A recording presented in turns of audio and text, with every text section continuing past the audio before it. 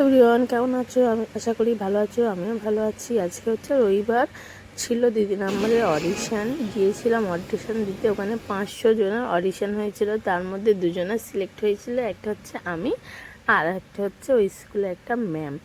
তার পরের দিনকে আমাদের কল আসে যে আপনি সিলেক্ট, আপনার শ্যুট আছে, আসবেন রাজারহাট ডিআরআই স্টুডিও।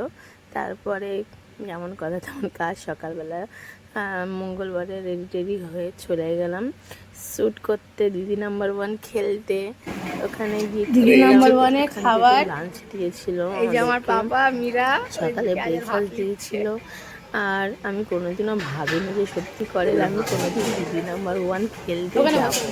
ঠিক আছে, হার জিত সেটা তো আছে, কিন্তু সবাই টিভির এপার থেকে দেখে দিদি নাম্বার ওয়ান, আমিও টিভির এপার থেকে দেখতাম আর খালি ভাবতাম তা আমিও একটু কোনোদিন যাব খেলতে। কিন্তু হঠাৎ করে জানি না কী হলো, আমিও সুযোগ পেয়ে গেলাম দিদি নাম্বার ওয়ান খেলার। একদম স্টেজে মানে কি নার্ভাস লাগছিল, মানে এত ভয় লাগছিল সেটা বলার একদম বাইরে। তারপরে এই যে আমাকে দিল একটা প্লেটের গিফট আর মেমেন্টো, আর কিছু ক্যাশ দিয়েছিল ওখান থেকে। তারপরে বাড়ি চলে আসলাম। আমি চলে এসেছি, এই দেখো আমার ট্রফি, এ নাও।